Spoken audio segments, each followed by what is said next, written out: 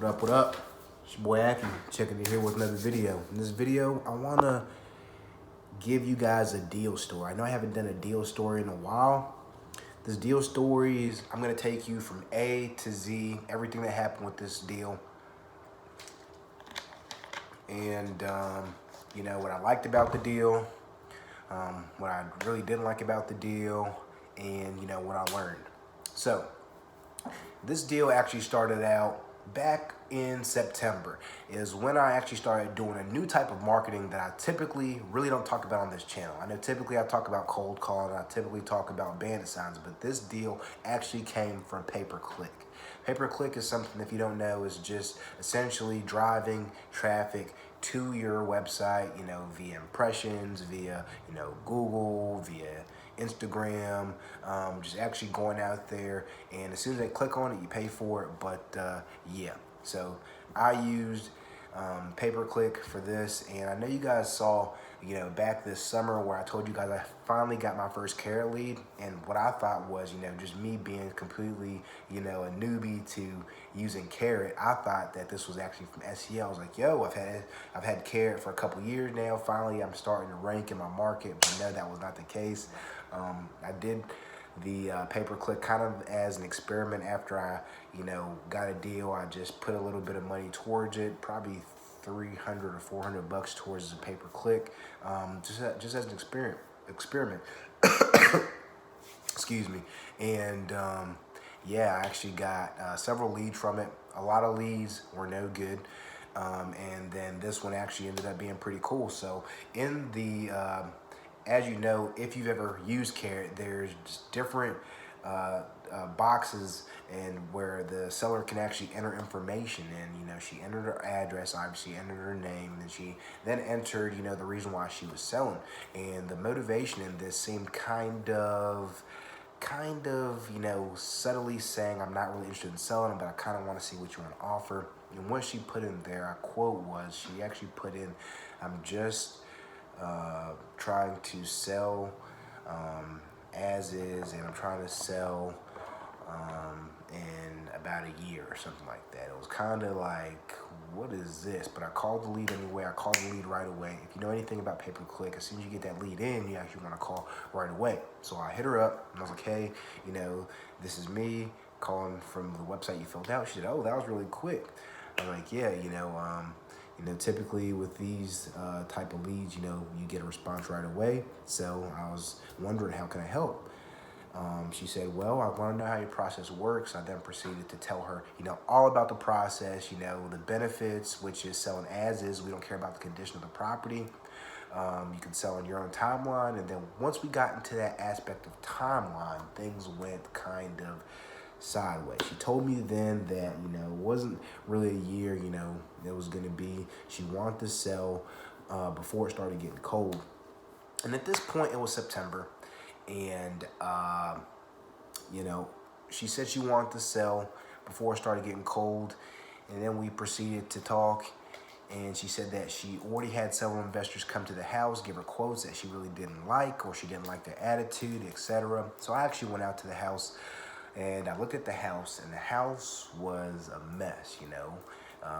You could smell really bad, you know, just a typical wholesale house that you're going to get. And, you know, this wasn't a desirable part of town, so I decided to, you know, shoot my shot anyways, you know. She was asking $100 grand for the house, and I'm going to show you guys, you know, what the house looked like here. All right, guys, so we're right here at the property.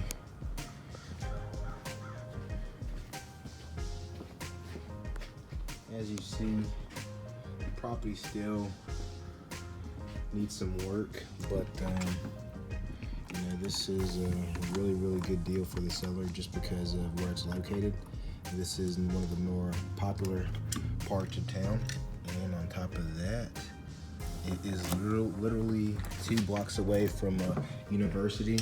So this is what the property looks like now.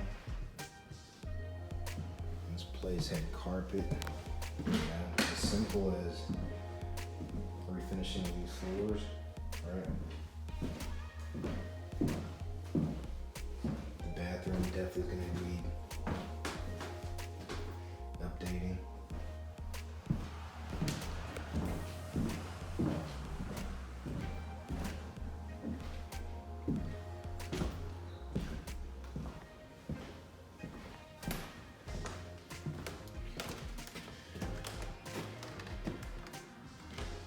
kitchen definitely is gonna need some work. Total renovation. And this is, this is a hotel. Can't be intimidated by stuff like this.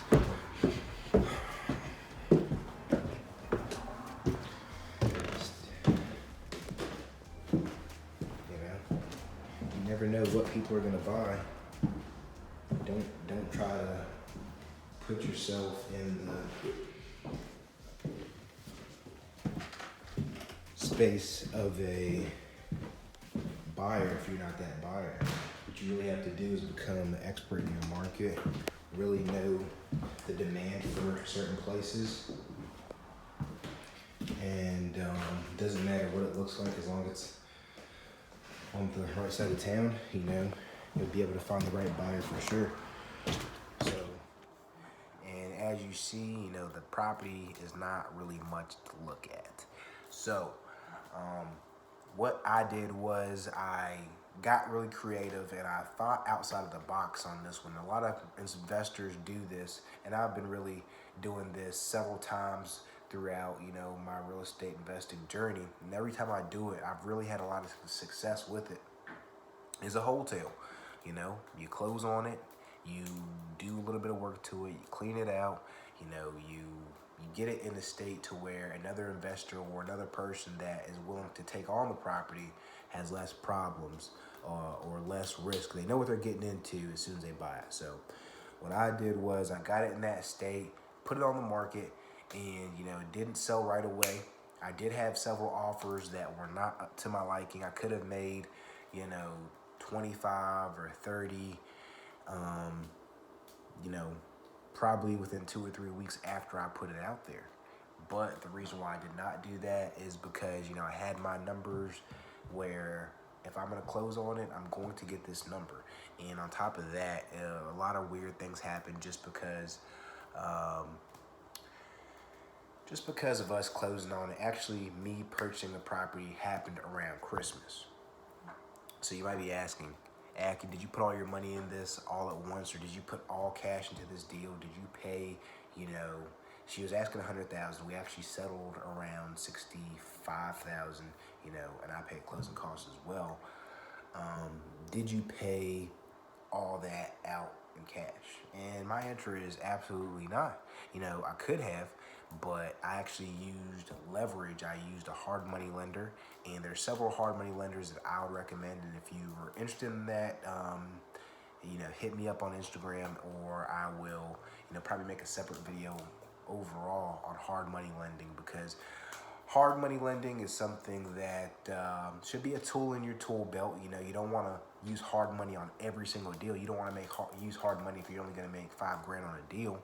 But if you can make $100 grand on a deal, or if you can make, in my case, 35 grand on a deal, as opposed to making 15 on a wholesale, and it only takes you,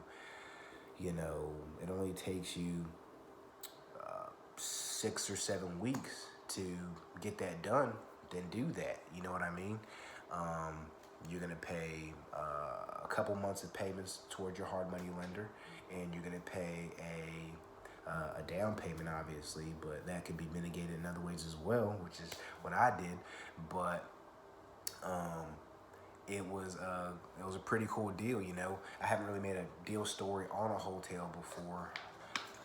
And I think that it's really valuable to share that insight with you guys, where you're not only going out there doing wholesale deals, but you're actually going out there and diversifying your extra strategies and becoming a more sophisticated investor.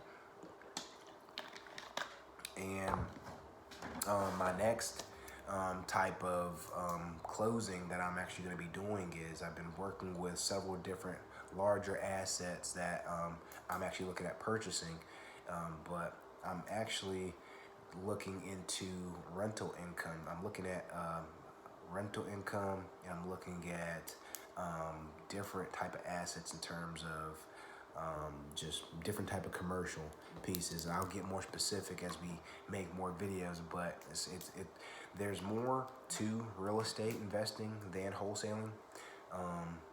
It's a great way to start if you have no money. But once you start to have money, or once you can get out there into the field and learn different strategies, and you can make more money doing so. Don't be a one-trick pony. You know, it is a little bit riskier because you are putting some of your money on the line. But if you believe in the deal that much, you're not making 10 to 15, but making double that. If you do that 3 or 4 times in a year, that adds a lot to your bottom line. So I actually have another deal right now that I have under contract that I'm probably going to make a little bit over, 60 or around 60 on, and that's just because I'm not assigning it to another investor. I can make 20 easily, assign it to another investor, but since I'm actually closing on it, I'm actually, having a lot more upside, and I'm actually going to have a way better end of the year. I'm actually going to be doing probably less deals this year because I'm closing on things, but I'm going to be making probably 3 or 4 times the income. I mean, it just makes sense. And whenever it calls for a rehab, I've done a rehab in the past as well, where I made a lot more income as opposed to just flipping it over. And it wasn't a rehab that took me 3 or 4 months. It wasn't a rehab that took me 2 months. It was a rehab that took me around 6 weeks, a month and a half, and it made sense. And I partnered with somebody. And if you're somebody that's a wholesaler, sometimes if it looks really juicy and you can only make 5 or 10, tell the investor that you want to sell it to, hey, I want to do an 80-20 joint venture. I want to do a 30-70 joint venture. Use those different strategies where if you don't mind being in the deal a little bit longer and you wait on your payday to go at it that way, So be open-minded. There's a lot more ways to skin the cat, and who cares how you got it as long as you got it. So all right, your boy Akie signing out. Talk to you in the next one. Peace.